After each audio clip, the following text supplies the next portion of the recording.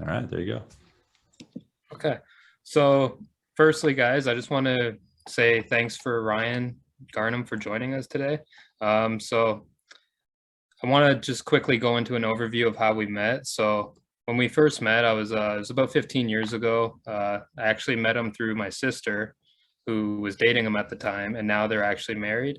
So we kind of grew up together. We've known each other for a while, worked together for a while, kind of look up to him as a mentor. And one of the other things, yeah, I look up to him as a mentor. I just want to pick his brain here today. I just want to say thank you to him for giving me the time to kind of ask him some questions. And hopefully everybody learns something from this. Take what you can from it, but he's very knowledgeable in his field of marketing. So I'm just really happy that he's joining me here today. And I just want to say thanks. And then I'm just going to get into letting him introduce himself, tell him what his business name is and what type of marketing he specializes in. So thanks, Ryan. Yeah, no problem. Alan, it's a pleasure to be on here today. It's actually my one of my first podcasts. I'm excited, but yeah, man, thank you for the opportunity.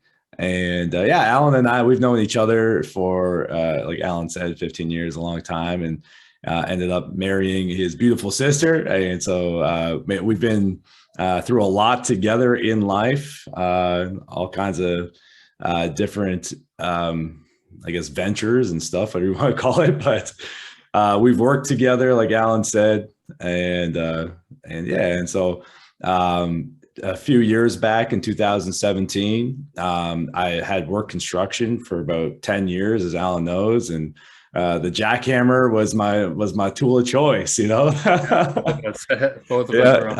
jackhammer. And eventually I did get off the jackhammer and was, wearing a pouch. That's kind of what you esteem to when you're in the construction world, right? It's like, I just want to get my pouch on but yeah, I mean, it's hard. It's a lot of hours when you're working construction, right? As you know, you're working 50, 60, 70 hours a week sometimes, and you don't have any time for your family. It's hard on your body, right? Sometimes it's hard on the mind, depending who you're working with, right? So, yeah, and I just remember in 2017, it was kind of my breakout year, but leading up to that, every year when, in construction, often you get laid off in the wintertime. So every wintertime we get laid off, I just started like, okay, what can I do to get out of this? Like, what can I do so I don't have to be beating up my body anymore, being away from my family for hours on end? What can I do? And so, man, year after year, dude, I just tried thing after thing after thing. And in 2017 and actually 2016 was kind of when it first started. 2016, I kind of found something that I liked.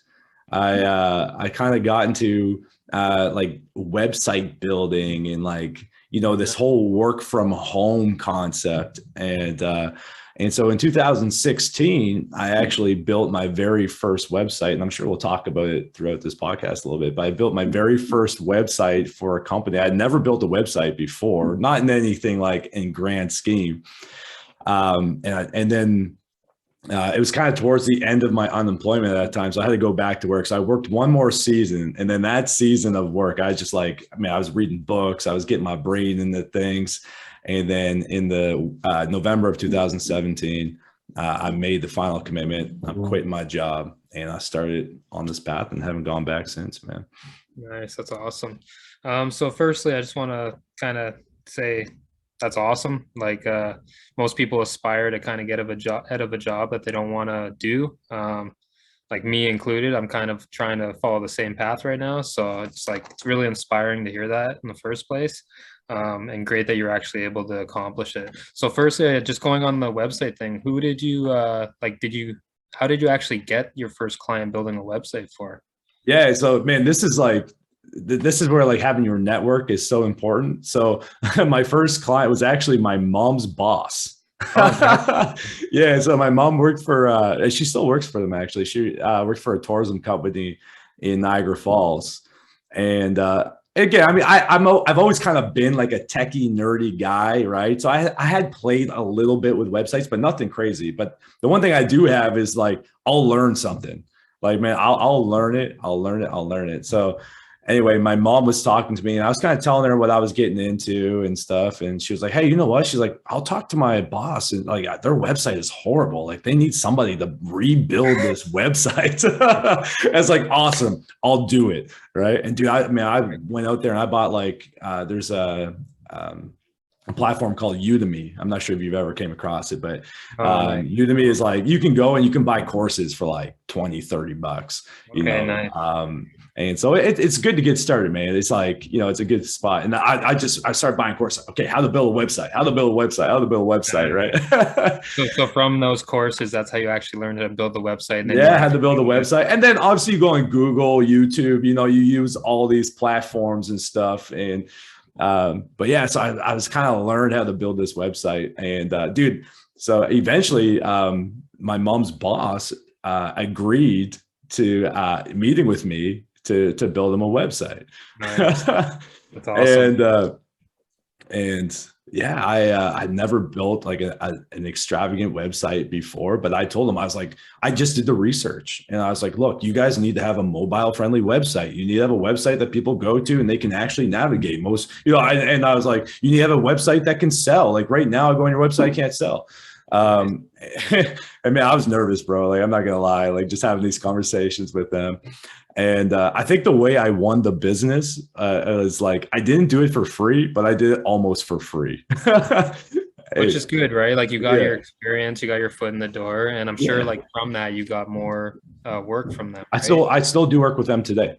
Exactly, right. Yeah, And I'm yeah, sure they're now still a they're client. actually paying you like after you've actually proved yourself to them. So I'm sure Yeah. it worked out in the long run, right?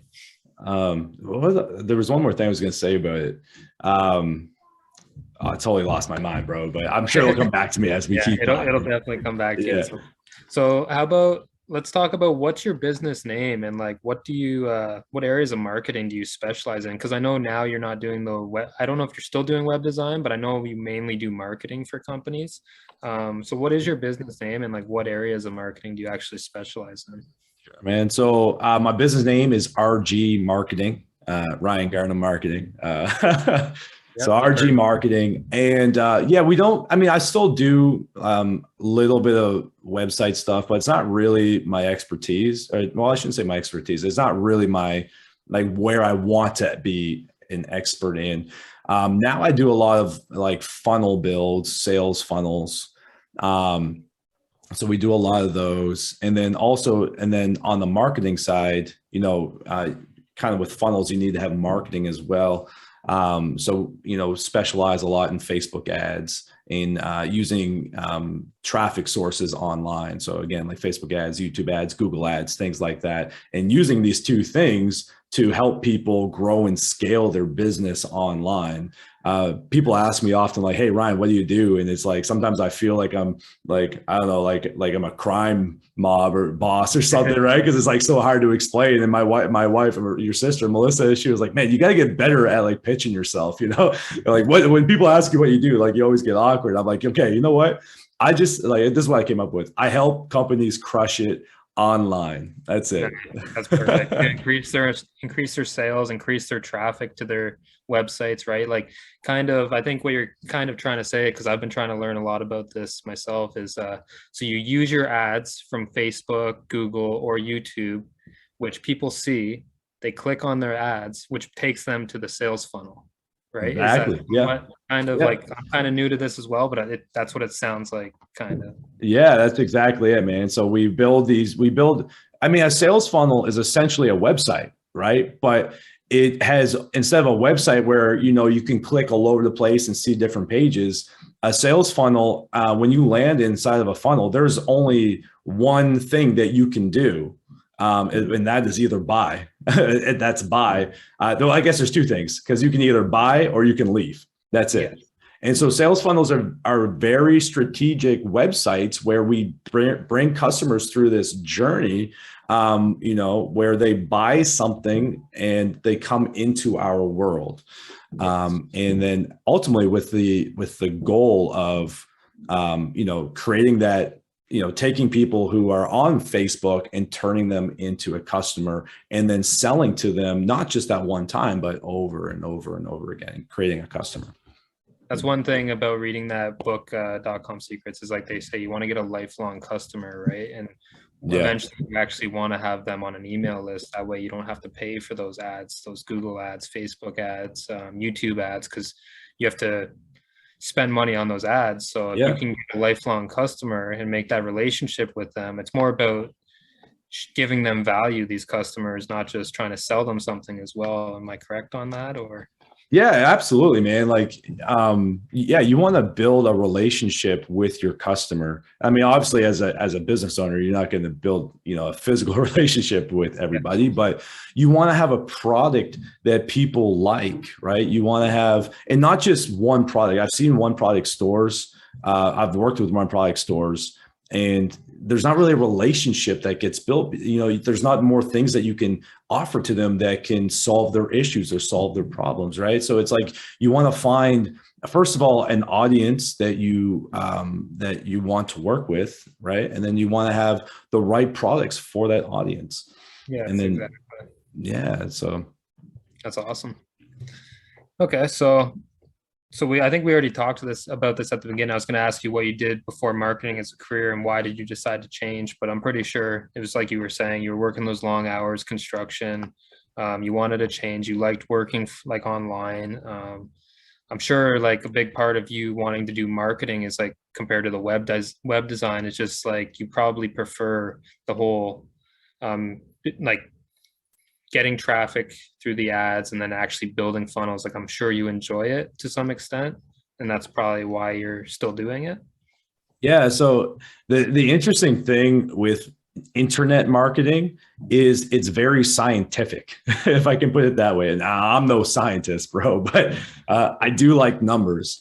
And so everything is measurable, right? We can measure, how many people come to a website. We can measure how many people buy, what the percentage of people are going to buy. If we do this, this is going to increase sales. If we do this, that's going to decrease sales. And it's the same with Facebook ads. Everything is measurable. We can test everything. And so for me, man, I love numbers because it's something concrete that you can look at and say, okay, this is where we're at now, and this is how we can get to the next level, right? Yeah. And so now you can start plugging things in to get businesses to the next level.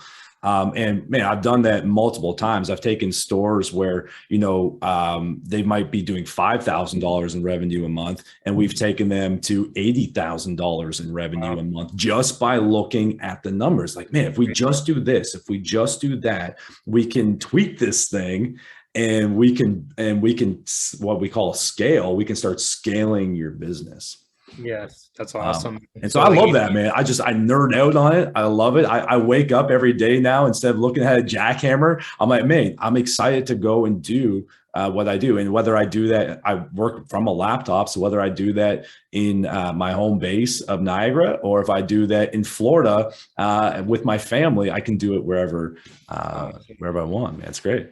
And yeah, that's one of the greatest things probably about it, is that freedom. Like you're working for yourself and you can choose kind of where you want to set up your office, whether like it be at your house, like you said, or in Florida, you can be kind of semi-working while you're having vacation, spending time with the family, which is great, right? Like where before you were kind of stuck at that 50, 60-hour work range. Oh, man. Every week, construction, and you have somebody there cracking the whip, like you and I both know.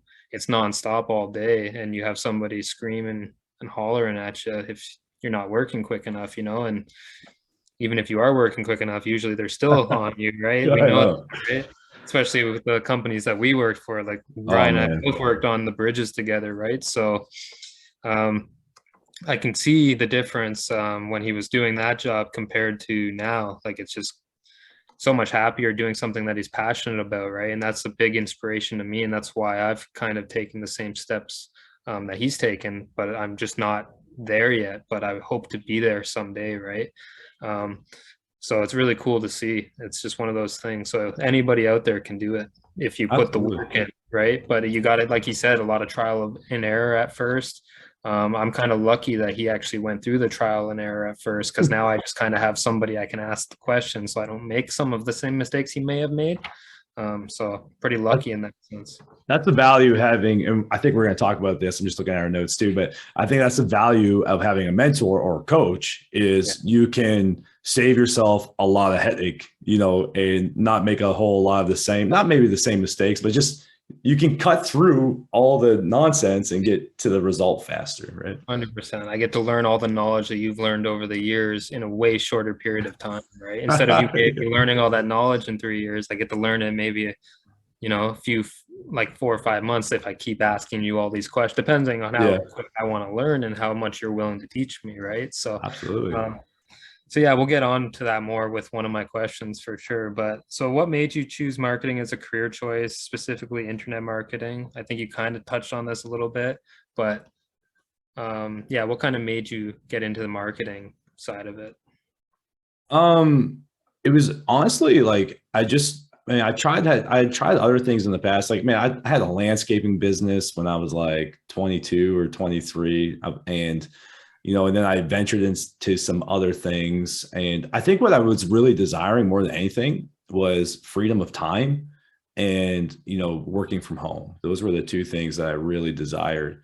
And so I had tried a bunch of things, but eventually, I ended up researching. I was like, man, I can't remember if it was like a Google search, but it was like, okay, how to work from home, And then I came across this one article, and this girl was talking about doing like full stack marketing. And I was like, man, what's full stack marketing? And basically it's just like, offering all kinds of different marketing services. And this girl was talking about how, she runs everything from her laptop. She does it here, she does it there. And I was like, man, it was more the lifestyle that I really wanted. But then I was like, man, I've done some business in the past, I've done some landscaping, I've done some marketing, and, I've done some of these things, and it piqued my interest. I mean, the story could go really like a lot longer than that.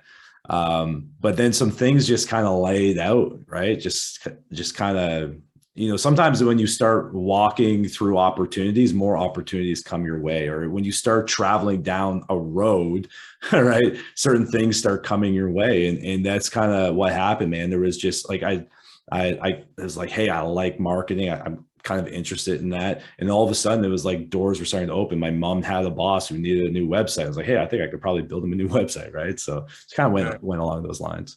That's awesome. So yes, that kind of goes on to this question. So like kind of ask you, like, what course did you first take that actually got you super interested in it, and then tell people like what area of internet marketing you actually specialize in now, like mainly, and then what platforms you use and why they're great for your clients to grow their businesses.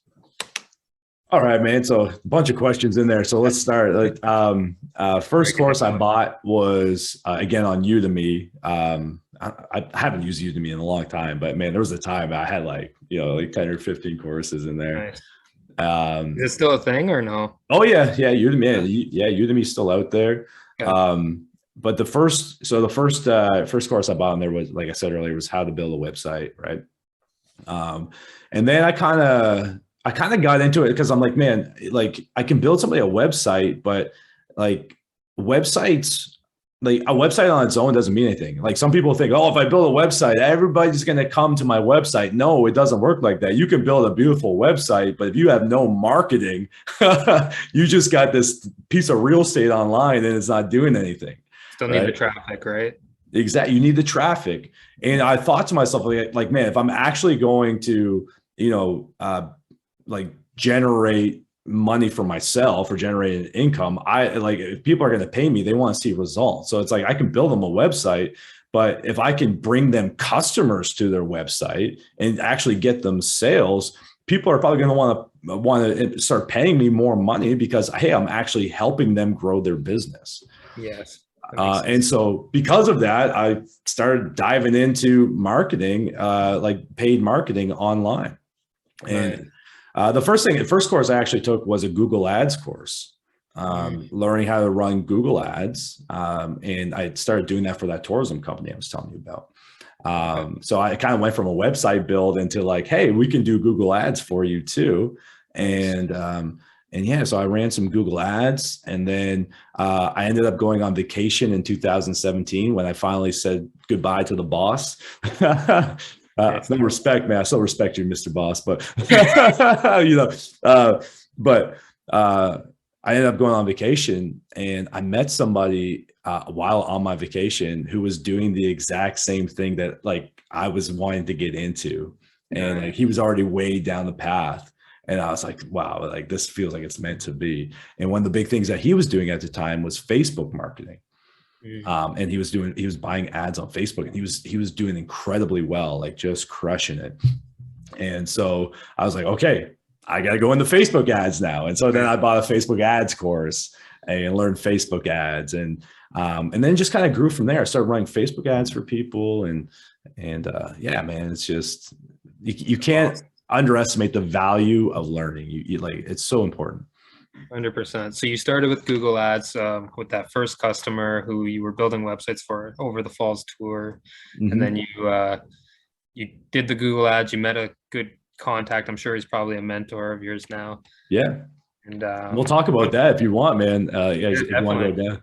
Yeah, for sure. Yep. So that mentor, I don't know, because I think it's one of the questions, man. I don't want to skip the queue here, but that mentor, I want to learn, right? And I remember I took him out for lunch one day. Actually, more like he took me out. But man, anybody listening, don't be afraid to ask people things. Like, don't be afraid to ask somebody out for dinner. Honestly, I did that. I was like, hey man, can we like, would you mind if I took you out for lunch and I just picked your brain? Nice. So I did this while I'm on my vacation. Right. And he agreed. He's like, yeah, absolutely. And I'm thinking like, man, this like super well off entrepreneur is willing to meet with me. And like, I'm just grinding it out here. Like I'm lucky if I can get a paycheck for next month. Right.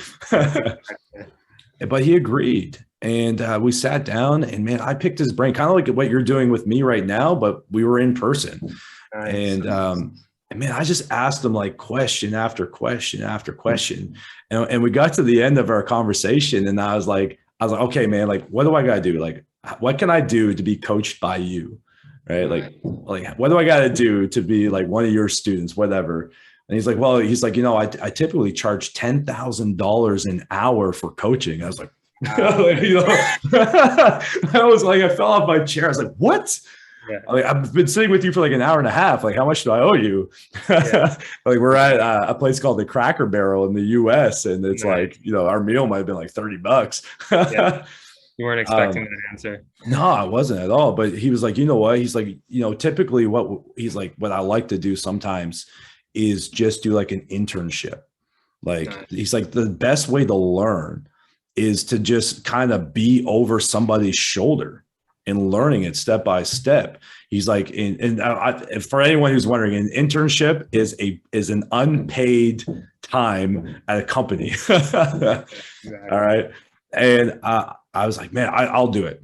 I was like, I want to learn from the best.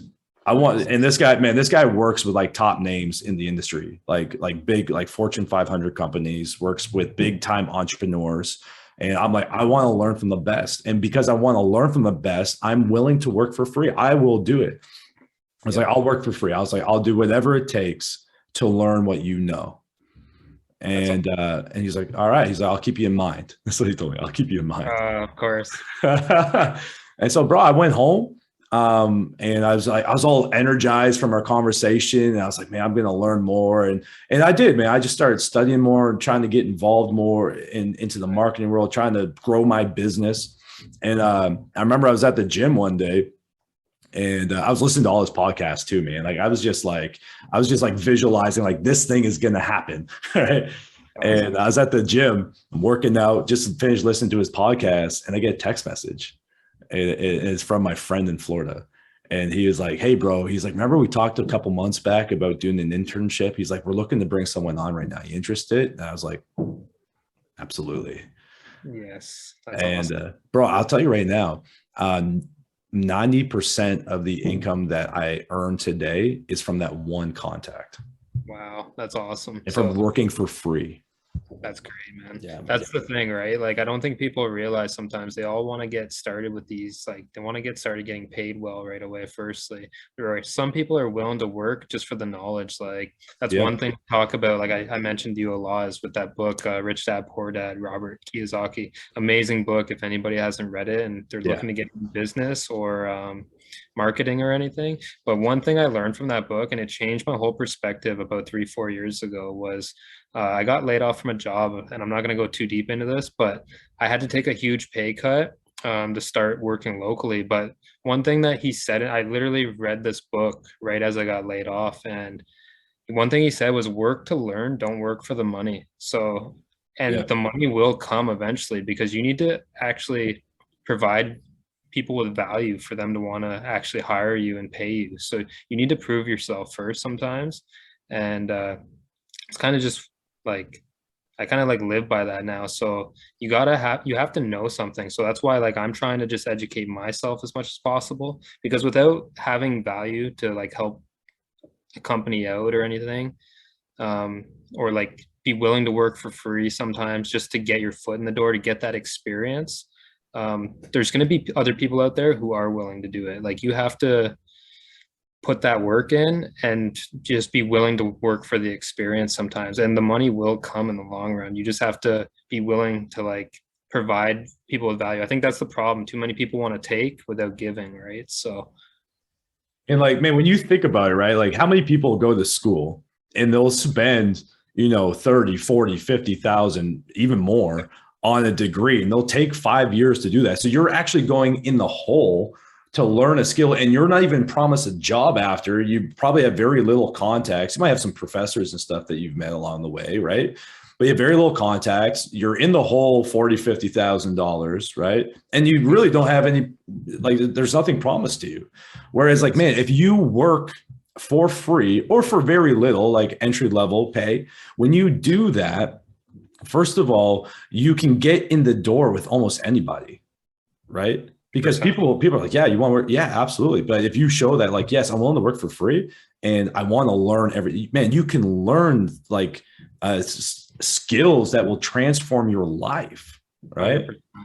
100%. And so not only do you, when you work for free, do you not incur $40,000, $50,000 in student loans or whatever, but you also build contacts, right? Yes. You're getting a high paying skill. You're learning, you're getting contacts. And once that person sees the potential in you, they're going to start their event. They don't want you to work for free forever because nobody works for free forever. They will eventually start paying you. Yes. Or 100%. connecting you with people because they're like, man, this person brought me a ton of value. And so I want to get them paid. I mean, I have somebody on my team that literally started out in a very similar way. He started out, he didn't work for free, but I paid him like bare bones.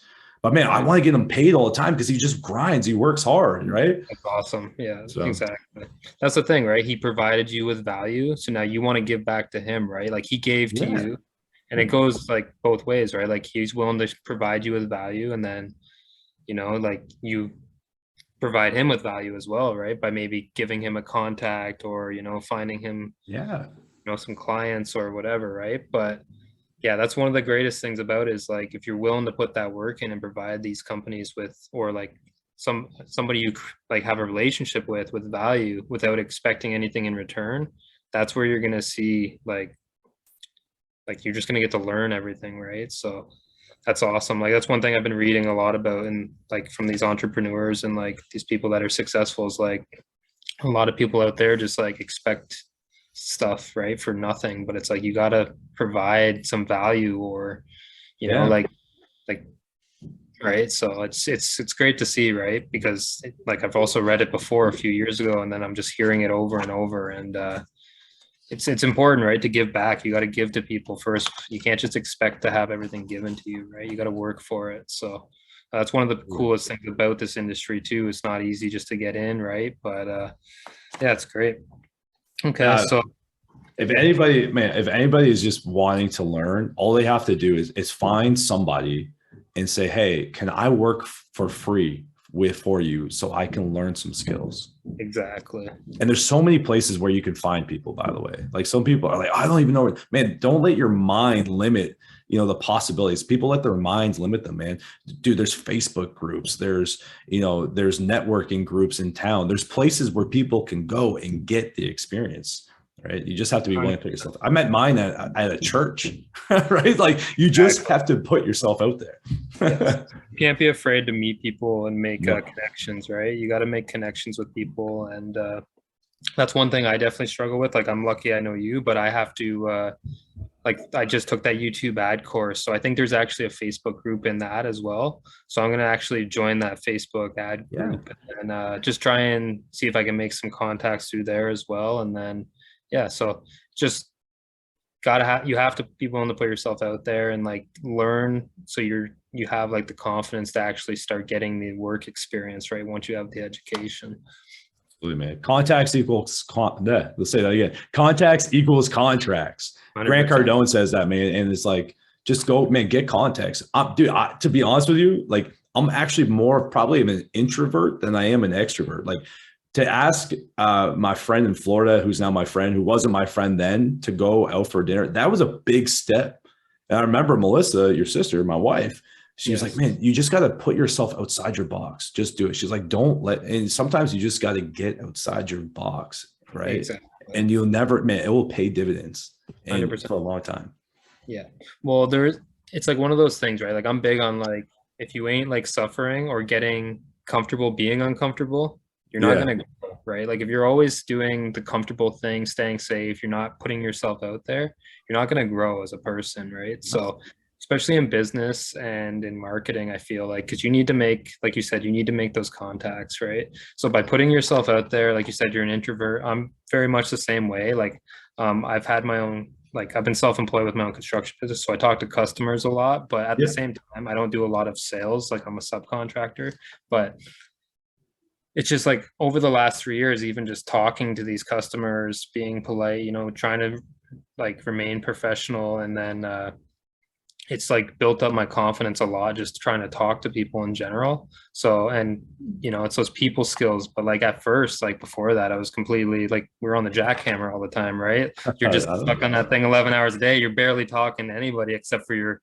coworkers. And they're a bunch of guys that like, you're not too worried about like how they think, or you're just not as worried about talking to them. Right. So, so you kind of have to get out of your comfort zone, I think, as well. Right. So, best decision I ever made was getting out of my comfort zone that one time. Best decision. That's awesome. And it panned out for you, right? Bro, it's paid for the vacation I did. Like everything, like, it's just best decision. So I'm sure at the time you probably didn't even expect it to lead to where it's led now. And like you said, if it's 90% of your income from that one, like branched out from that one client, that's awesome, right? Like that one contact is a big part of like, so you getting in that position where you're uncomfortable to actually talk to him, offer him to take him out for lunch, and then learn from him, pick his brain, constantly ask him questions. Like most people aren't going to be willing to do that. And that's one thing. If you're not willing to do that, you aren't going to grow, right? And you're not going to actually be able to make it. So you have to be willing to do that. Like, yeah. And like, it doesn't have to be in the platform that I did it. Like, it's just the way it worked out. Like I said, man, you can go in the Facebook groups and start providing value or start connecting with these people, man. Like there's so many tools where the people that you want to work with are hanging out. Like people are in Facebook groups. People are on Instagram. You can DM people on Instagram and pick up and get work. Like there's so many spots. In fact, I know somebody that did that. They just literally DM'd a bunch of people who they want to work with and did a very similar thing. Like, hey man, I want to work for free. Like, will you give me a chance? And you do that to 100 people, somebody's going to say yes. 100%, right? It's like sending out a bunch of bait everywhere and hoping, somebody will take it, right? Which is great. Yeah. But, and a lot of people are like, oh, like work for free. I don't want to work for free because I'm not going to make any money. But it's like, that's the wrong mindset. Like you got to have the right mindset, because it's like, you know what? I might start down here, but my income has the potential to be with no ceiling on it. Yeah. Right. 100%. And so many people, like most people that work a 9-to-5 job with a degree, there's a ceiling on how much they can earn. Yes. Right. And it's 100%. like, so yeah, you might have to lower your pride. You might have to lower your ego. You might have to come down here a little bit. But if you're willing to do that, you'll be rewarded for it in the Yeah. future. You have to be willing to sacrifice your time. And it's not, to me, it's not even so much a sacrifice, but for some people it would be. For me, and it's not, when people say like work for free, I don't look at it as working for free either. I'm working to gain knowledge from maybe this mentor. Yeah. Learn from them, right? 100%. Gain all this experience from them, like having that opportunity, getting that experience. That way I can show them, okay, this is what I can do. Without you guys paying me, this is what I'm willing to do. This is how hard I'm willing to work. And then once you actually show them that, the chances of them saying, okay, yeah, we're done with you, I would say is probably pretty slim. If they don't have the work, then yeah, that's probably what they'll do. But they'll probably still remember that guy. Okay, he was great at what he did. He was willing to work for free and just learn and ask questions. Like, a lot of people aren't interested in their jobs, right? So if you're super interested in learning something and you show that to an employer, like, or to a mentor or whatever, like, you're gonna move up that ladder way quicker than the guy who isn't interested, who wasn't willing to work for free, right? So I don't look at it as working for free. I look at it as working to gain knowledge in a field. I'm taking notes right now, bro, because that's a good way of putting it. Yeah. You want to pursue, right? Like, so like that's the way I look at it, right? Like, I have a really good perspective, I guess, when it comes to working, because I like, people have given me opportunities before. Like when I first, like I said, I was working to learn. I took a $19 pay cut in my construction job just to learn, because the guy told me if I learned for 1 year and worked for him, then I would be able to subcontract and have my own business doing it the next year. And he would give me contracts where I'd be making more than what I was making before. And sure enough, within 2 weeks of working for that guy, I showed him what I knew. And he was like, you're going to be a subcontractor next year. I guarantee you. And he gave me a $4 raise that year right away. So I knew when I went and worked for him and he's seen the value that I brought, that I was going to be able to negotiate much better with him because of the value I was actually giving him. I was building full on decks for him at a very low rate. So I knew I was worth more at that point. And it wasn't being cocky saying I was worth more. I just knew, and he knew as well. And he had no problem giving me the raise when I asked, right? And then also told me within 2 weeks, you're going to subcontract next year. So, so it happened a lot quicker than I even thought, just because I put the work in. I was working 60, 70 hours a week, just putting the work in, doing 12 hours a day, 6 days a week, right? So, I know you're the podcaster, but let me ask you this, just so everybody knows. How did you meet that guy? So I met that guy through an Indeed, like a job application, right? So, and I actually, the funny thing is how you say like you wanted to be working for this mentor and like you kind of pictured it. When I was working before in the union, it was like, if I ever like leave the union, I'm going to work locally for a non-union company. And I looked up this company's website because I liked the quality of work that they did and what they were producing. So, and I like looked them up and I'm like, that's going to be the company I'll work for if I ever leave the union. And sure enough, that was the company I ended up starting working for. So it's just like, if you want it bad enough, it's gonna happen, but you have to be willing to reach out. But the chances of like, the chances of the like job application just coming out for that company, like I was like, it must just be meant to be, right? Because it was like, anytime I looked before, they were not hiring.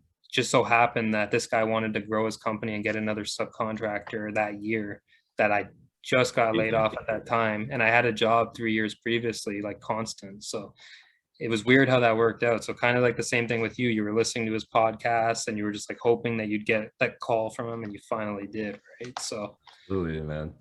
Yeah, if you just I feel like if you make up your mind, and say, okay, I'm doing this, and you start really, thinking about it and visualizing it, that it will happen, man. You're just going to work that way. And you're going to put yourself out there. You're going to do things, and doors are going to start to open. 100%. And you have to be willing to take those risks sometimes. Like you have to be willing to change your situation. Like right now, like I'm still subcontracting for that company, but I'm not happy, haven't been happy for the last year or so doing it. But I'm at the point now where I'm willing to take a huge pay cut. I'm willing to, while I'm off with my time, like I was saying to Ryan before this podcast, I'm doubling down on everything. Like I'm kind of trying to get as much education as I can, and I'm going to start trying to make contacts because um, like I'm just trying to learn as much as possible so I can provide value to somebody in this industry, right? Because I know I need to learn a lot and I have a long way to go, but I'm trying to put in almost as if like I'm not working. I'm trying to act like I still am working a Yeah. 40, 50-hour work week and learning. If you have, that's one thing, like this pandemic, people have had a lot of time to reflect and think, and you've had a lot of free time off. If you haven't been working, you might have been laid off from a job or whatever, right? So one thing about that is do something, like Yeah. find something that you're passionate about, like exercise, start a YouTube channel. Like I was saying to Ryan, I just restarted posting videos on YouTube, and it's just stuff that I'm interested in. Like find something that you're passionate about and pursue it. Even if you're not making money right away, like it's still satisfying to produce something and learn something new that you're passionate about. Like that's kind of the thing I've realized over these last 2 years is with the pandemic and everything, and like just working construction. I've worked construction off and on for the last 14 years since I was 16. I'm 30 now, and most people aren't willing to take a change at 30. But if you're not happy, do you want to spend the next 30 years doing something that you're not happy doing? Like I don't personally. I'm willing to learn something new, grow, start at the bottom again, and like it's not like I don't have, like some people be like, oh well, maybe you live at home, maybe you don't pay rent. No, like I have expenses, so like I'm Yeah. taking a risk by doing it, right? So, but I'm willing to take that risk that most people aren't, and I really recommend people start living their lives for like to do something that you're passionate about. Absolutely, man. Take those risks. Life is way too short. And I actually read this book. It was called The 4 Hour Work Week by Timothy Ferriss. And I'm sure some people listening to this will know what that is. But man, he talks about like so many people, they work their whole lives so they can retire. You know, they spend their whole life working. You know, like the goal of this work life is so that I can enjoy my golden years, right? But the problem is most people who make it to the golden years, they're not golden. Like their bodies are beat up, they're aging, they can't do what they used to do when they were younger. And he presents this concept of, you know, why wait till your golden years to start living life? Start living your life now. And man, when I like I read this probably in like 2016, like when I was just like getting ready to transition, and I was like I'm sold. Like this is yeah, he's right. Like why am I trying to work for retirement? Why don't I enjoy my life now? Like I'm not promised tomorrow. I don't know if I'm going to live tomorrow. Like I want to enjoy each day today, right? And so that was part of my journey, man. It's like I want to do something where I could do that, right? Where I can live each day to the fullest, where I can go on a mini vacation, or I can take a mini retirement, if you want to call it that, and go enjoy my golden years, which are now in my 30s and my 40s, not my 60s and my 70s. 100%, man. And you got to think too, like how many people they retire, and then like there's a huge statistic where after you retire, like once you stop working, most people die like within a couple of years after that. Right? Yeah, So it's like true. you work your whole life just working your hand to the bone without actually enjoying life and taking a second to actually, live, right? And the other thing is too on that, just like why stay at a job for 30 years if you're miserable? Find Great something question. you love to do, right? Yeah. Like I never thought once I started learning this, I would love doing this as much, but try something new, right? And at first, it was like I was reading a foreign language that I couldn't understand, right? So Yeah. it was hard for me to understand. I was like, maybe I Yeah. won't like doing this. Maybe I should just stick to construction. It's just like things in the back of my head saying, like it's just kind of Yeah. like those notes coming to the back of your head. And I think that happens to everybody, but ultimately I stuck with it. I see things through. I finished the course, and about halfway through the course, I was like, this is starting to make sense. This is like, I'm starting to get this, and now it's starting to get interesting. Yeah. Right. And then Ryan recommended another book to me, a marketing book, .com Secrets. And since I've been reading that, I'm almost done it now. And it's completely changed my perspective on everything. And now I'm like, I'm in deep. Like now I've got his next two books. And so now I've found the passion for this and I want to learn. Yeah. Right. So these next couple months, I'm off work or I'm not working. I'm gonna crush it out, and that's my goals, right? So, but we're here to talk about Ryan. Yeah. No, it's all good, man. That's it. I love it. Like, dude, like, so I know one of the questions on here is like, what's my goal for this year? And to like, I love this, like stories of people like getting out of the box, getting out of the cubicle, getting out of the 9 to 5 and starting to live the laptop life. I love that. And like, I have this like inherent, like just something inside of me that wants to just pull as many people as I can out of that like 9 to 5 grind and into the laptop life, because it's possible, man. If I can do it, anybody can do it. Exactly. Right. So that's awesome. So we talked about what areas of marketing you specialize in, what platforms you use. We talked about how you acquired your first customer and how you did it. So here's one I'm going to go on to. Who are your dream customers? What you look for when looking for clients to work with, and what value do you provide your customers? Man, that's like a loaded potato gun right there. Oh yeah, that's a big question. Yeah. A tough one too, like, right?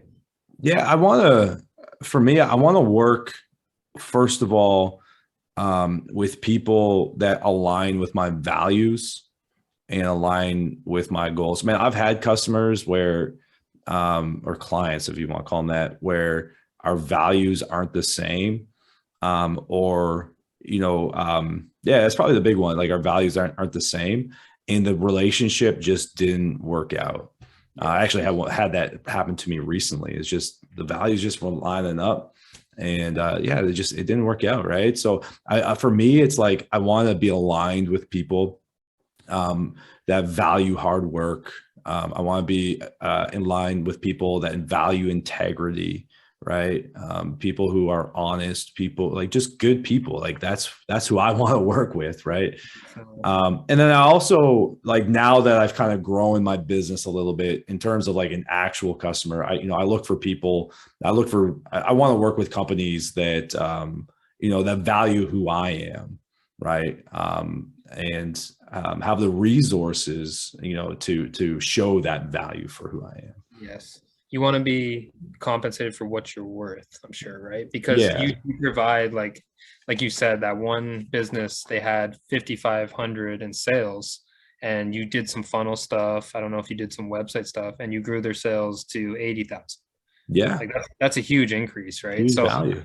if somebody doesn't see the value in that and they expect to lowball you, that's not really fair to you either, right? So you're providing them with a lot of value and you hope that it's reciprocated, right? So yeah, it's kind of like a weird balance, right? Because I mean, you obviously at one point you start working for free, but then you start getting experience, you start getting value, right? And it's like people should get paid what they're worth once they learn a skill.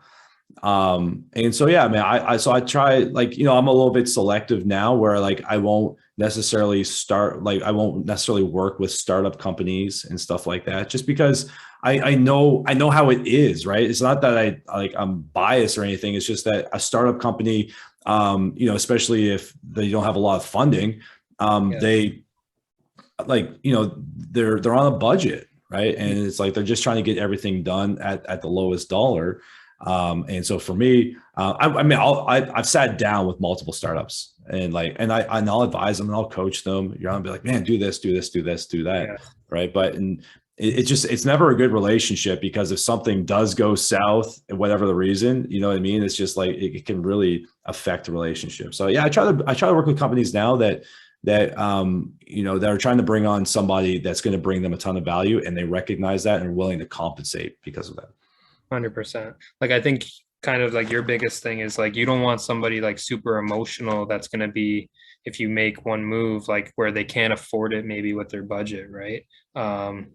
where you know in the long run that might pay off, but they just don't see it because they're a startup company. They may not have the experience seeing like marketing Yeah. working in action. So they might be in like that panic mode because it's their money. They might be starting a business, like you said, on a low budget. That's just something like I'm thinking maybe, but I'm not Yeah. 100% sure on that. Like for instance, like with Facebook ads and Google ads and YouTube ads, the first portion is testing. Like when you onboard a client, like man, you're testing because you have to find what works and what doesn't work. And testing does require some money, right? Like you have to be able to pay. The thing is once you do the testing and once you find the winners, now you've got something like that can scale. And you're like, hey, if I put $1 in, you can get $2, $3, $4, $5 back out.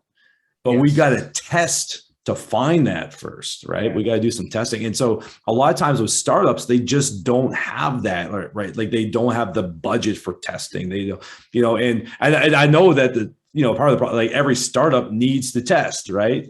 So it's just one of those things, where it's hard to balance it. But yeah, things can kind of get, like you say, like a little bit emotional for people, when their money's on the line. But if people are willing to stick to it, right? Like stick to the plan, get your testing done. The companies that do that are the companies that will make it and grow and scale. Exactly. Like say, for example, I don't know if this is the case, but I just want to pick your brain on it a little bit. So if they're doing a testing, like say a new company, if it might take 2 weeks to figure out like your possible test. I don't know if that's an actual accurate Yeah, timeline, sure. but say Yeah, like it might take 2 weeks where like they might be having some losses from their ads. They might not be getting the traffic right away because the algorithms and everything. yeah, And especially I know Facebook is like a faster way for the mhm, algorithms to work, but apparently like the YouTube course I took, what they were saying is Facebook is like a speedboat, YouTube is like a ship, right? Like it's super slow. yeah, They say with YouTube, you're not going to see even after you've tested and you found something that works, it takes like roughly 2 weeks, 15 days to 30 days, right? So like with these companies, like they kind of have to have more of a budget just to kind of get through that testing phase so you can actually um, grow their business, right? Like grow their sales, yeah, right? yeah. So now I'm not saying like I'll never do startups, but now like when I meet with startups, I come with that like I put the expectation out on the table and be like, like this is kind of how it is with startups. Are you willing to do this? And so 100%. if the answer is yes, yes, yes, yes, if there's like 5 yeses, then I'll heavily consider working with that startup. Yeah.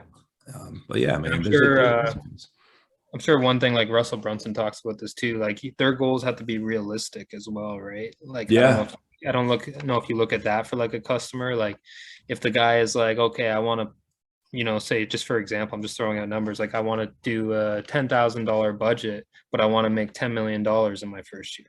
And like yeah, Russell Brunson was saying, he would not work with a guy like that because his expectations are unrealistic, right? So true. regardless, he's not going to make that guy happy if he knows he can't reach that $10 million based on his product, based on whatever, right? So he won't take on a customer like that. Is that Yeah, like kind of how you feel about it as well, or? yeah, because I mean, you could just imagine what that relationship's going to look like in 12 months, right? I mean, somebody has a $10,000 budget, but they want to be a $10 million company, and it's like, are you, like you might be $1 million company that you're maybe not even, right? Like the expectations are out of whack, and what's going to happen is the marketer or that person's going to start to blame the people around him if things aren't working, right? Instead of just taking that blame internally. Now, some people do. Some people take that blame internally, and that's great. But so I try to avoid those relationships, if I can. Again, just yeah, you want to do good business, man. I'm a big believer in that. Like, I want to be a good business person, and I want to do good business with other people. Yes. And that's the one thing too, like more importantly than anything, you want somebody who's honest, who has integrity, right? Has good Yeah, values that match yours as well, because that way, you're actually going to have a long-term business relationship with this person, um, because if you don't have the same values and like don't see eye to eye, then it's not going to work out. It's just saving you the headache right off the hop, just to kind of go your separate ways. It's nothing personal, but it's just you guys aren't, you guys don't have the same values and kind of the stuff that you're looking for in a, you guys are That's part okay. That's right? okay. Like, you're not It's going to get fine. along with everybody, right? Exactly, right? That's exactly what it is, right? So, okay, cool. Just wanted to ask that, and it's good to know. So this goes back to our other question, like what value can a mentor provide a mentee? And then what value can a mentee provide a mentor? And then we kind of talked about this, also the best way to acquire mentors and how you went about it. And you kind of mentioned that previously. Yeah, and I think we did, but I mean, a mentor, everybody needs a mentor. If Yes. you don't have a mentor, get a mentor. You need to have one. So whether that's somebody that you're working for value, not for free, for value, Yeah, working for knowledge. exactly. I like that better. Yeah. Value, bigger value. Working for value, working for knowledge, right? And whether it's that, like, that can be a mentor, right? Because that person, you might not be paying them with income, but you're paying them with your time, right? And so everybody needs to have one, because the value of a mentor is you get to, and we talked about this, but you can fast track your success, right? You can get past all the mistakes. And you can start learning the things that actually bring you to success. See, like, what people don't know is that success leaves clues. So all you have to do, really, if you want success, is, and Tony Robbins talks about this a lot, find somebody who has the result that you want, right? Yes, And exactly. do what they did to get there, right? Or find the root of success that they have to get there. So find somebody who has the results that you want, bring them on as a coach, learn from them, and you should get similar results. I'm not saying you're going to have, like, the exact result, but you Yes, could get similar exactly. results.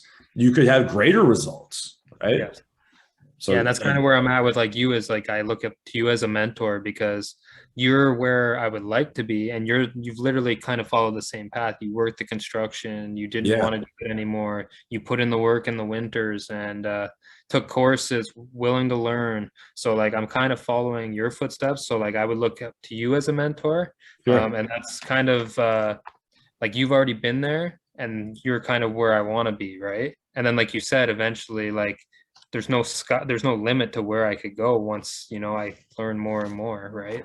Good.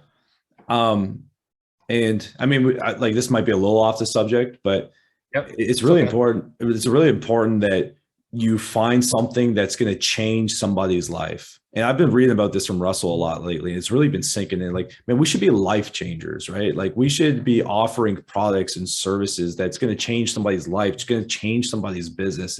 And then when we start focusing on that value for other people, right?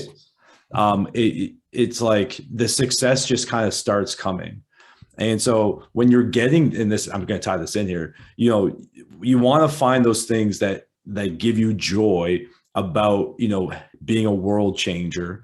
And then you want to find other world changers, right? Other mentors, and start following what they're doing. And you can, man, nothing feels, and I'm sure you know this because you're in mixed martial arts and stuff as well, right? Like, nothing feels better than when you teach something to somebody that can change their life, where they can defend themselves, right? Where like, there's just, like, that's the greatest feeling. So, and man, when you start focusing on that, all the other stuff starts to come your way, right? It's like, if I'm focusing on helping other people, the financial aspect of that seems to follow that when you're really passionate about helping somebody. Exactly. Yeah, that's well said. Like that's one thing he talks about like so much about in his book and his videos is just like giving to others, helping others, providing value and changing, like selling products, like and working with clients like that you have the same values, like people that are trying to change the world, like trying to help people, selling stuff that like, you're not just selling to make money, you're trying to sell to like help people with something to Yes. fix the problem, you're trying to have a solution to that. So, and yeah, like you said, with like me doing martial arts, like I'll teach like a younger kid, one kid I teach, he's a younger kid and he was getting bullied for a while. And it's just great knowing like now he tells me he's not getting bullied anymore. So You that changed a life, dude. right. You So know? and like I don't pay to train him or anything. I just teach him because it's something that I enjoy doing. It was something I wanted to get experience doing, was coaching a bit. And I just I have the knowledge, I might as well help this kid, right? So, and he's super grateful for it. His dad's grateful for it. Like they're good people, so their values match mine. The way his dad raised his kid, like a lot of similarities in like the way I would want to raise my kid as well.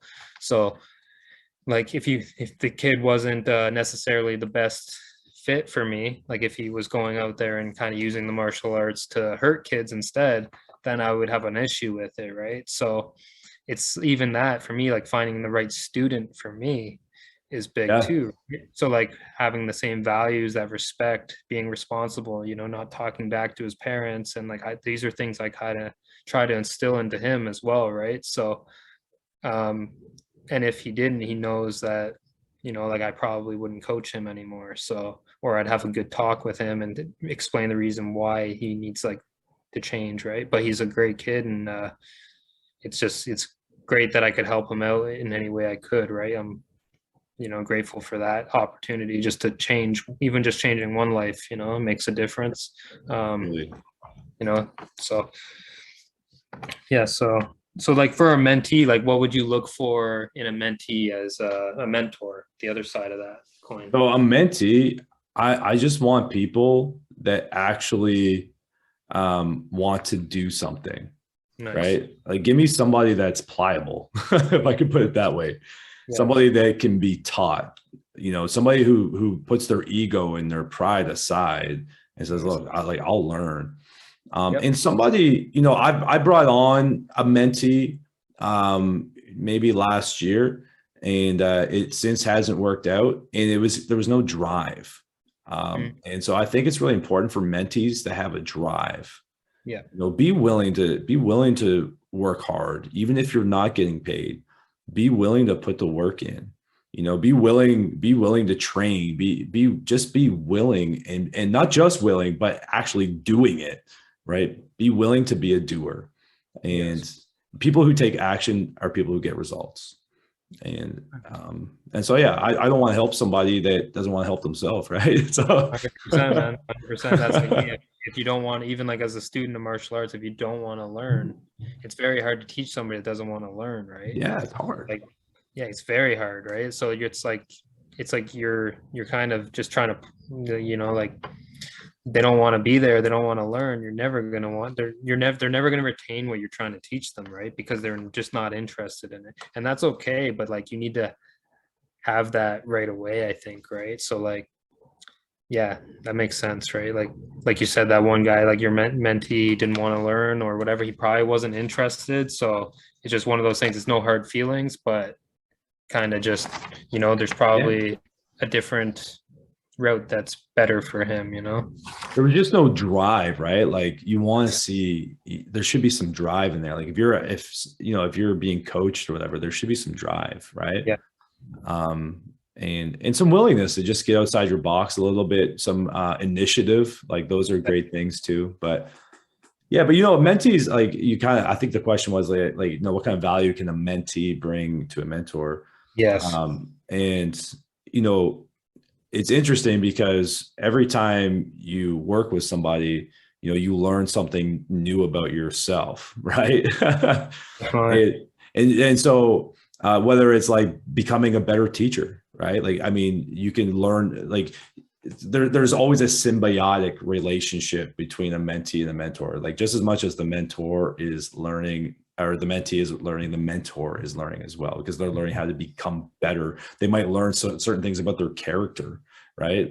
Like there's so many things. So it's an important relationship to have. And I really do, honestly, man, I really believe that everybody in whatever area of life that you're in, you should have a mentor. And if you're a mentor, you should have a mentee. Definitely. No, that's awesome. That's perfect. Yeah, and so then we already kind of talked about it, but also the best way to acquire mentors and how you went about it. And I believe you were saying the guy in Florida, the one mentor that you had who's now a friend, who you met through church, I believe, right? So Yeah. He's a pastor of a church in Florida. And again, man, honestly, it's just about talking about what you do, and just letting people know, and getting outside your box a little bit and going and just, actually that particular person I didn't even find, but it just happened to be because I talked about what I did. Right. So like, Yeah, don't be afraid to talk about what you do. Right. Because that's you're a going good to tip. click with somebody, talk about what you do. And on top of that, also go out and find find places where potential people that you want to work with are. Russell Brunson talks about this a lot, his Dream 100. Go where these people are congregating. So, for instance, if you're looking for entrepreneurs, well, where do entrepreneurs hang out? Well, they hang out in entrepreneur Facebook groups where they can learn how to become better entrepreneurs. Get inside those Facebook groups, and you'll start meeting some contacts, right? Exactly, 100%. That makes So a lot of yeah, sense. just get outside the box, man, and get where the Yeah, people are. no, that's perfect. Okay, beauty. So then, some of the advantages and disadvantages of internet marketing for you that things you love about it and things you may not like as much about it. Because I mean, any job, there's obviously advantages and disadvantages that like I wouldn't see. So it's kind of like I hear most of the good things because I can tell like you're passionate about your what you do. You love it. But are there any advantages? Obviously, I've heard a lot of the advantages, but are there any disadvantages as well? And then balancing your work and family life as well. Yeah, I love what I do. I think I said that already, but I don't wake up. I'm like, oh, like a jackhammer. Like, no, it's Yeah, not like that. exactly. Like I wake up. Those days are over.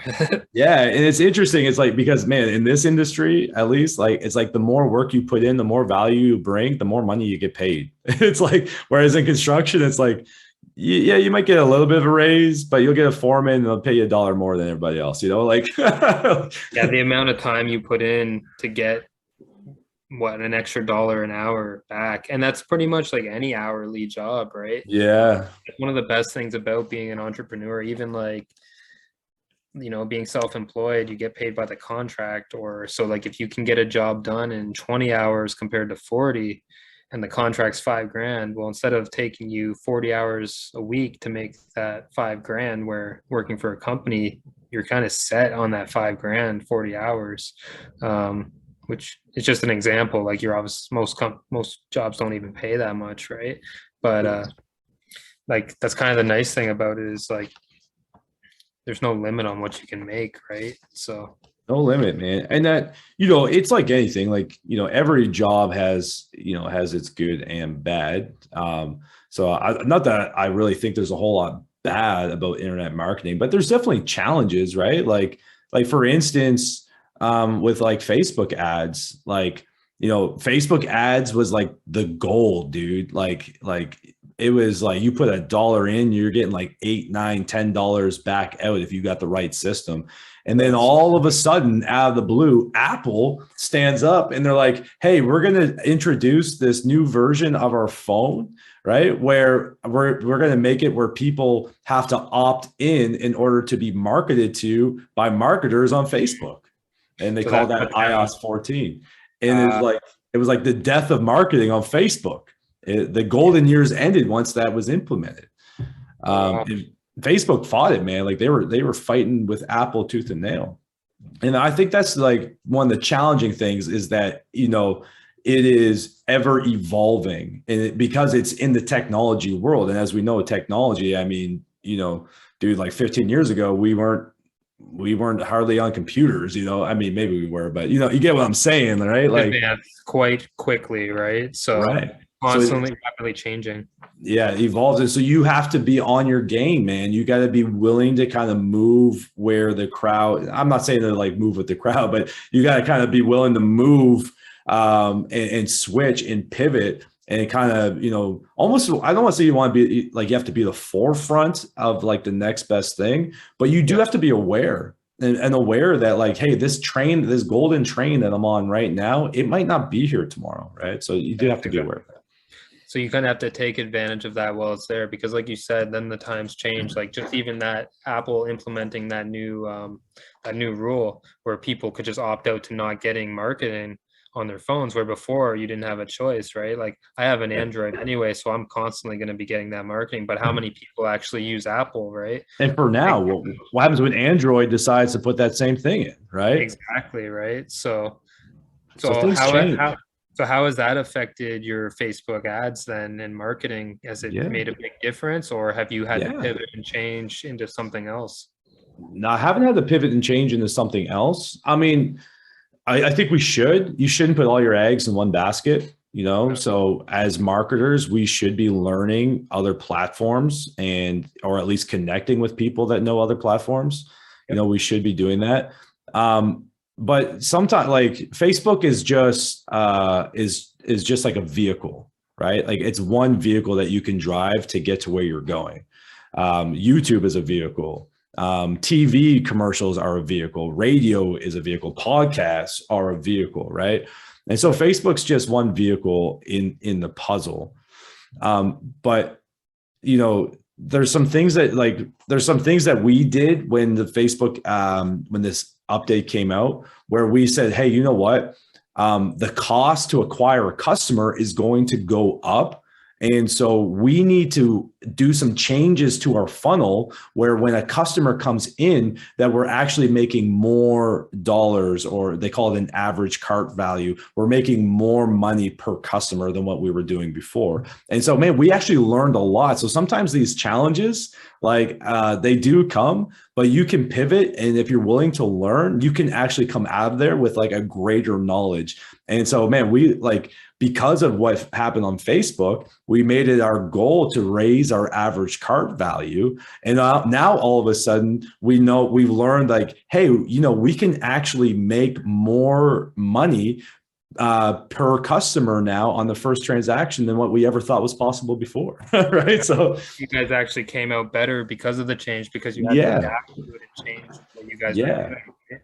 And I know we're making a lot of references to Russell Brunson, but he actually talks about this with his potato gun thing. It was his first movie, or his first like instructional that he had, and it was how to build a potato gun, right? Because yeah, him and his buddy, or what, I'm not going to get too much into it, but Google Ads at the time when he first started marketing for it, they were super cheap, and he yeah, was just selling the potato gun, and then they had to Google all of a sudden increase the cost of their ads. So they were going from making $30 on each sale to actually paying like $50 on each sale because of the yeah, increased ads, right? So they're like, instead of just like, oh, I'm losing money and quitting on it, he thought, well, how can I increase my average cart value? And that was when he came up with like, okay, how about we sell potato gun kits? Right? Have it so they don't have to yeah, go to Home Depot and buy everything, right? So then he found a guy that actually put together these kits and sold them, yeah, like sold them through him, and it actually made it so once they went through that funnel, the cart, like the average cart like value that people were buying was yeah. up even more than what he originally had. He was making $50 profit on each conversion, right? So The it's business, interesting to the read, business that right? can spend the most money to acquire a customer wins. And so Exactly. businesses that figure that out, like you'll never have issues. Yeah, exactly. Okay, so sorry, the dog's here. It's okay. So we're talking about dream customers, mentor, mentee, advantages and disadvantages. So balancing your work and family life, like I'm sure it's much better than what it was before when you were doing construction, because like you said, you're working from home, even though I know you're constantly like working down in your office, you're not actually spending time with your family, but I'm sure you can probably go up and see them for lunch, and then kind of, take your breaks that you want to take, and then start when you want to start, because instead of, I'm sure you stick to a pretty strict schedule on yourself, but you may vary compared to like, depending on what you have to do that day as well, which gives you the freedom to kind of schedule your work day around your family like life, right? So I'm assuming that's like one thing, like So kind of like elaborate on that, but yeah, like family is one of my top priorities. And so one of the reasons again why I chose, to go this path that I'm on is because I want freedom of time. And so I have flexibility of time. I'm flexible, man. If my son needs me to drive him to school in the morning, I can drive him to school. If I need to take the morning off, I can take the morning off, right? Like I have complete flexibility. I am definitely. I believe that we should all work. Like I don't. I do believe in vacations. Don't get me wrong. Like we should take time where we can recoup and get just reset a little bit. But I am a firm believer that we should work hard, right? And we should work to build something not just for us, but for our kids and their kids. And so I'm not the kind of person that is like, hey, I'm only going to work 4 hours a week. Not going to happen. And so I do believe that we should work hard. Even those people that write books like 4 Hour Work Week, he doesn't work a 4 hour work week. He works a full week, but he's just doing it on a larger scale, right? It's all, man, if you're doing something you love, bro, it's hardly like it's work, right? So Exactly. I think that's the biggest takeaway is like some people just think you're going to get rich quick and not have to work, but like that's not necessarily healthy unless you have a passion like that you want to do. And even then, when you have that passion, you're still working at towards that passion. So you're always doing something, right? I think the main thing is if you can do your passion and make money doing it, that's living, right? Like you're yeah, living the best life you can if you're not at a job stuck there being miserable working 12 hours a day maybe in construction, or if you have an office job you're and you hate being in an office, for example, and you might want to do you might want to be a personal trainer and that's what you want to do, right? Do it, right? do it. Like find your passion and work towards it and put the work in to get there, right? Even if there are haters, people are going to doubt you regardless. Like I know when you left construction, you had doubters, I know for sure. Yeah, There's a few people that supported your decision, right? Like me being one of them.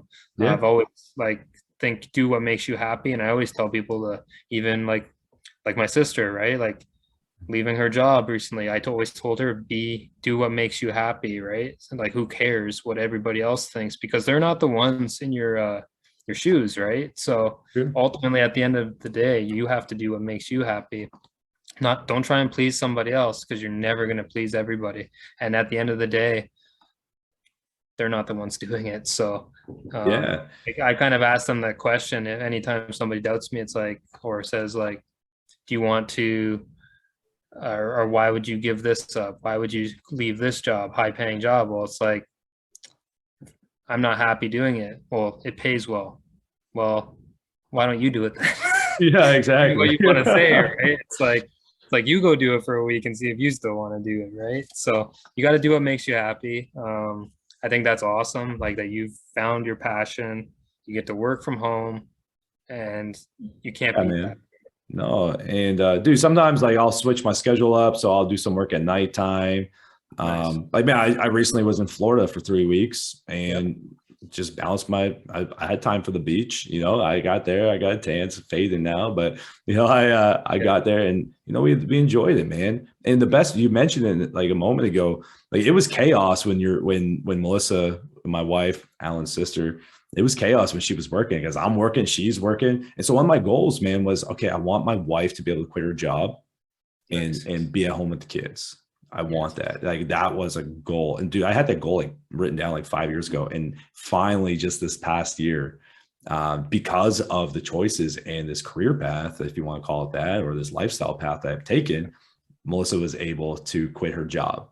Yeah, and that's great, right? Yeah, Like, because I amazing. know she wasn't happy at that job either. No, I knew like she had people like same thing with you when you left construction, people doubting what you're doing, they're questioning everything. So you always have those voices in the back of your head. You have to take those voices and kick them down the stairs, right? yeah, You have to ignore those voices, ignore the hate, whether it be for looking out for your best interest or whatever. If you don't agree with it, you have to ignore it because, like Ryan said, one thing about it is by her quitting her job, she's now able to be a mother and spend time with her kids and be a wife to Ryan, like actually get more time with her family, which, and let's be real, in life, family is the most important thing, not your job, true. not working. You work to literally keep a roof over your head, put food on the table.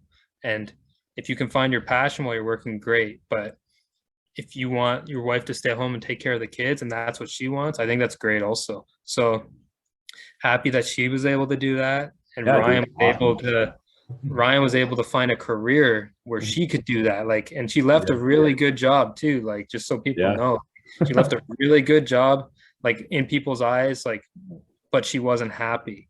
The most important thing, she wasn't passionate about it anymore. So she did it because that's what, she went to school for. But it's great that she was able to change her situation, do what she, and I'm sure now that she's left that job, she's much happier. Like, like, Yeah. I mean, now she's watching two kids. And so that yeah, has its own challenges. And, sure. but no, 100%. absolutely, man. She loves it. And kids are awesome too, man. I love our kids. So Yeah, I might have to send one of them to you so you can teach them the ways of honoring the perfect. parents. But, Yeah, yeah, but exactly, right. yeah, Yeah, all about the respect and the responsibility and restraint, right? And exactly. honestly, I'm not perfect, guys. Like I that's one thing my coach instilled to me, with those values. Like I didn't get those values from my parents. I got those values from my coach. The reason why I'm respectful and I'm responsible and I have restraint. And the restraint one is the one I work the hardest. Like that's the one I struggle with the most. I've always been respectful and responsible, but the restraint one I always struggle with, especially when it comes to like driving. And you get those Yeah. right? Like you gotta, I think everybody's guilty of this to some Yeah. extent, right? Oh yeah, Uh, for sure. so I think you could be the best, you can be the best guy in the world, but when it comes to, Get everybody's behind the got their wheel. thing. Yeah, exactly. You get behind a wheel, or like it really doesn't matter. Everybody's got their thing that makes them tick, right? So, but it's exercising that restraint, right? It's those values that like I try to take a deep breath and like just think, okay. But so anyway, that's good to know that you're able to balance your work and family life a lot better and you're happier doing that. So what are some great courses or books you highly recommend for people getting into business or marketing? Courses or books that have changed the way you think and provided you with a lot of value. So we've been talking about a lot of these books. And so .com Secrets by Russell Brunson, if you're getting into my world anyway. Traffic Secrets by Russell Brunson. All right. And Expert Secrets by Russell Brunson. The 4-Hour Work Week is a phenomenal book when it comes to business. Another one is actually Rich Dad Poor Dad, which we had mentioned earlier on this. Yeah, Think and Grow Rich. It's an old book, but it's actually really good. It's about your mindset. Mindset is definitely a big part of going as an entrepreneur. Because like you said, you're gonna have haters and you have to have that mindset like of abundance as opposed to scarcity. And these are things, man, we could just talk about for days. And so those are all great books. I also personally use the Bible in my personal life because man, the book of Proverbs, which is inside of that thing, is probably one of the greatest business books you'll ever read. It was written by one of the greatest businessmen of all time. And so I refer to that. So, those are all great things and resources that people can go to. Courses, and I think like the thing is with internet marketing, it's always changing, right? And so I think what's more important about like if you're trying to be an entrepreneur, if you're trying to work from home, is as opposed to finding like as opposed to me giving you a course right now, I think it's better that you get a course that teaches you how to like maybe master your mind a little bit, right? Or master the way that you think. And so I remember actually when I've really got started on all this journey, it started with a course from Tony Robbins. And I think it's called Unlimited Power. I could be wrong on that, but or it was something along, it was like a 30-day CD, like 30 days of CDs, bro. And it was a CD a day. And it was just all about like transforming the way that we think. Right. And bro, that like changed my life because it was like before I realized that my mindset was so like scarce, it was just like I never thought success could happen. I never thought that I could ever be something or be anything, and so I really recommend picking up courses around mindset and success. Kind of changing from that like scarcity mindset to success mindset, right? Like especially if you've grown up like maybe not the wealthiest family, or you grew up in like a job where you're just scraping by living paycheck to paycheck. I think that's the biggest thing. I think people kind of underestimate what they're capable of.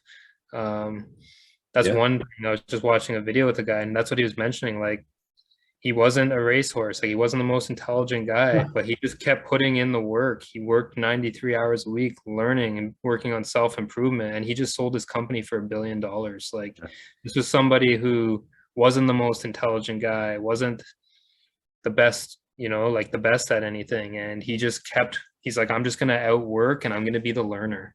That was his mindset. So it was all about, like Ryan's talking about right now, it's about mindset. So that Tony Robbins one, I'd be interested in that one, especially if it's a 30-day, is it a CD or a DVD? Like an audio? It's old, man. He did it in like the late 80s, early 90s, but Oh, it's wow. timeless because it's not based on internet and it's not, it's based on who we are. And Yeah. humans don't change. We've been the same for however many years, right? So we just keep repeating our cycles. But it might be old, but it's valuable, super valuable. 100%. It will, man, transform the way you think, the way you act. That's very I good. think that has to be the most valuable thing, is changing your mindset, right? Like, it's one thing I've always said is like, I'm going to become wealthy at some point. So, Yeah. um, like, even though I haven't grown up with a lot of wealth or anything, it's just something like that I have a feeling about. Like, I just know I work harder than the most people are willing to work. I'm not saying I'm the hardest worker doing 93 hours a week out there, but I'm willing, once I find something I'm passionate about, like, I'm all in, like Yeah. 100% in. And I think that's like, anybody's capable. Like, I'm not the most educated guy, I'm not the smartest guy, but I'm willing to put the work in. I'm willing to learn. I'm willing to, like, ask Ryan questions, ask people that know more than me questions. It's called being humble, right? Like, you have to realize that you don't know everything and be the learner, right? Like, I Yeah. really like that, what that guy said about that. That's going to stick with me. And I'm going to have to watch these Tony Robbins CDs as well, because anything mindset, I'm all in on that. Because even if there's something, I might even be able to take one or two things from that and like use it to my advantage, right? So 80% that's mindset and 20% mechanics, bro. 100%. Honestly, it's all, most people can't even get out of their job. Like you were talking about, why would you quit a high paying job? Well, because my mindset says that I can do better. Right.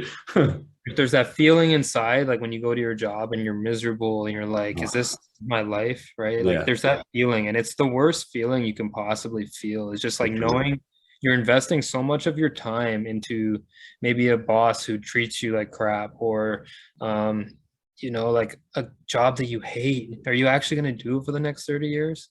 Find something else. Like, just find Yeah, something you love to do and try to make money at it. Like, exactly. um, but you have to do it. You have to be willing to take the risk, and don't be afraid to. That's one thing. Like I said, and even if I am afraid, I'm still going to take the risk. Like, I'm afraid to take a risk to change something else, but my body can't handle construction anymore. It's just simple as I got that. no Like, choice, man. I don't have a choice. Like, I have to Yeah. find something new. So at some point, and I also look at it like this too. For me personally, I don't want to be, I've done martial arts for my whole life almost. I've worked construction for the last 14 years.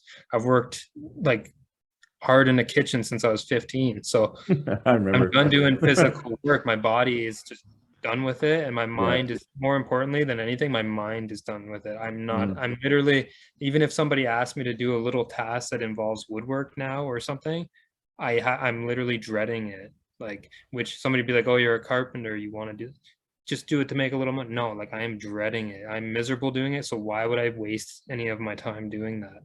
So that's the kind of advice I would give. If you're doing a job you absolutely hate, start working, and you have to do it for a while, maybe to make some money, put food on the table. I get it. Everybody's situation's different, but start working towards something else that maybe will make you happier, and try and learn different things. Even if you don't know what that is, try and learn new things. Okay. And then you might find your passion doing something, right? Don't Yeah. just read the first 5 pages of a book and then say, oh, it's not, like, I don't like it. Maybe stick halfway through the book. Cause like I said, with that YouTube course, I started maybe the first 5 minutes. I was like, this is kind of confusing. Like Like, what? yeah, like I don't get Yeah. any of this. But once I got halfway through the course and I started referencing back to the beginning and I started connecting all the dots, then I was like, oh, okay, I see where they're going with this. And this is interesting now, right? And Yeah. then now that I've learned that, I asked Ryan, okay, what's the best book I can read for marketing or business? He tells me .com Secrets. Okay, now I'm almost done reading that book. About 50 pages into that book, I started re-getting into YouTube because of what some of the stuff he was saying in the book, posting more videos on YouTube. And then now I bought the next two books of his trilogy series. And that's one other book I wanted to ask you about was, so they have the trilogy series, and then there's Unlock the Secrets, which is an Yep. extension to that, which I think it's a workbook from what I've looked Yeah. at. Have you looked into that at all? Like, do you know if that's good for like Yeah, I mean, it's more like a tool than anything, you know. I'll say this, man. Like anything, Russell Brunson is like the real deal. I feel like we should get some shout outs. Like, you gotta have an affiliate Russell link there, bro. Brunson. Russell Brunson is great. I'm sold on him. I watch his videos every morning now. I watch Russell Brunson because I'm trying to get into marketing, so I'm trying to really specialize on Yeah. like his whole mindset. He's the master when it comes to So, so doing. I'm just gonna say this, man, Alan. You got to get some affiliate links to Russell Brunson below because we're I gonna be know. set. Like when people come across this podcast, they're gonna be going. So I know that the thing is, right? I got to wait for monetization, right? So I need 1,000 subscribers and I need 4,000 watched hours. As soon you as I just get need, that, but you I can can. put your links in your description where they click your link, Oh, and ClickFunnels will, well, that's what Russell owns, right? ClickFunnels, and it okay. will track it for you, and you can get paid in their platform, not YouTube.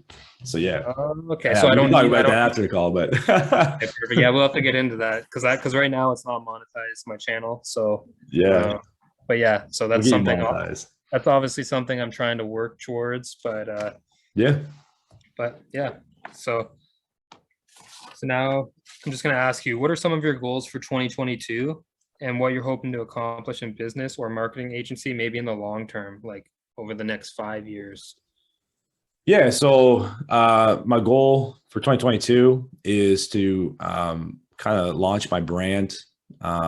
I've, like you said earlier, I've kind of been flying under the radar, just using my network, doing that. So I'm going to launch my brand this year and focus on that. Also, going to focus on kind of helping with my agency, my marketing agency, helping entrepreneurs online, like internet gurus, if you want to call them that, Yep. help them like scale their businesses. So I'll probably be moving into that direction a little bit more. And then I want to launch a course that will help people learn the skills and the tools that they need in order to quit their 9 to 5 and start living a laptop life. That's something that, like, honestly, man, like I'm so passionate about that.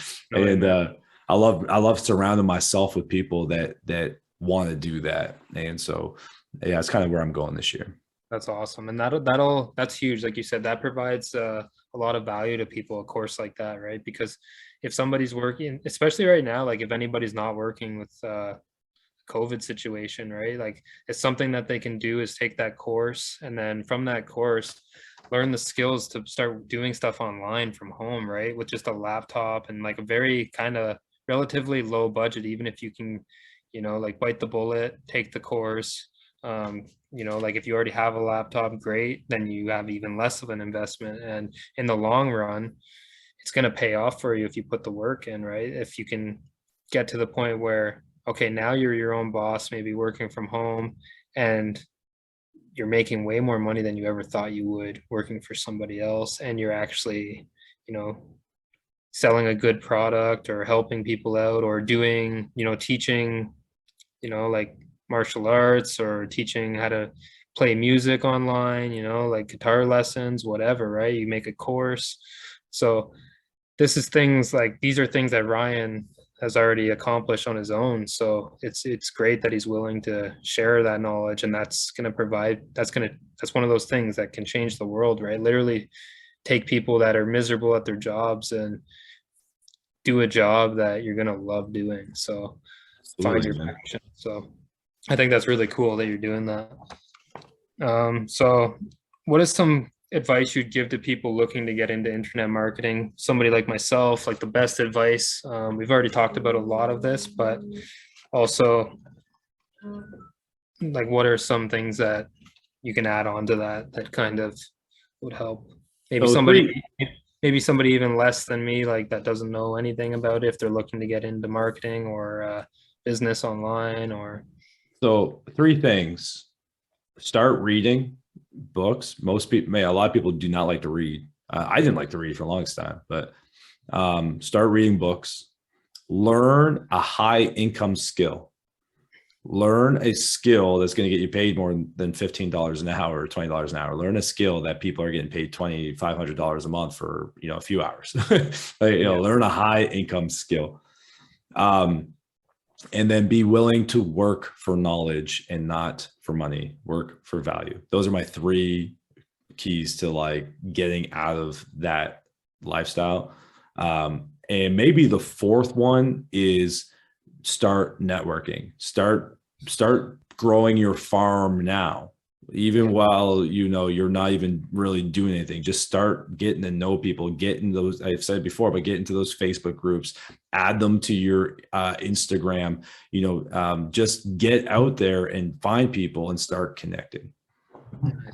Yeah, I think 3 and 4 kind of go together, right? Like you need to network in order to start working for somebody for knowledge, right?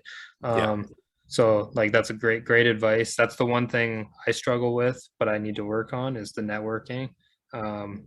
But Once you do it, bro, everything's going to explode. I just like all it takes is one person, and yeah, it will explode, man.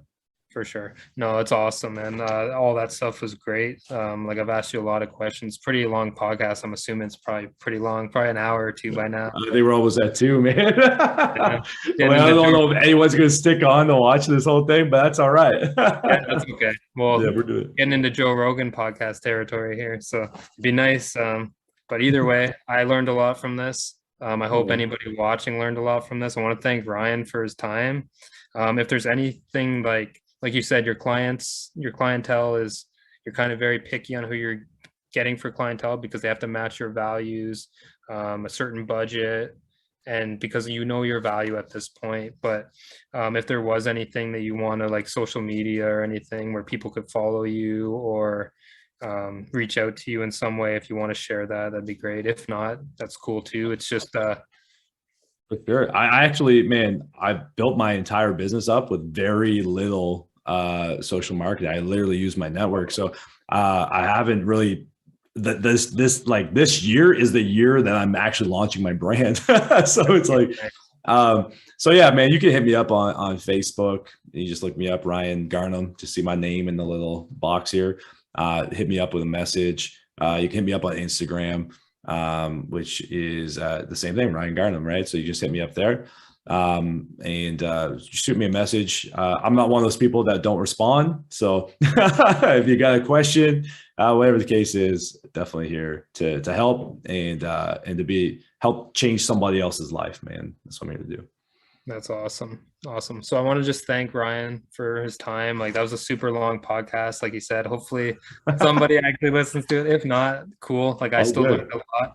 I'm happy that I was actually the first person to do a podcast with him, and I'm happy that he gave me the time to actually do this. So I just want to say thank you to him.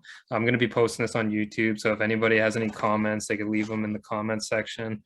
Leave a like, comment, share, subscribe. I greatly appreciate it, and I appreciate Ryan's time more than anything. And if anybody has any questions, I can always, if he doesn't see them, I'll see them. Even if you have questions for him, I'm sure he'd be happy to answer, and I can always answer back. So thank you guys for watching, and I appreciate Ryan's time. So all right, thanks, Alan. Appreciate you, man. Thank you.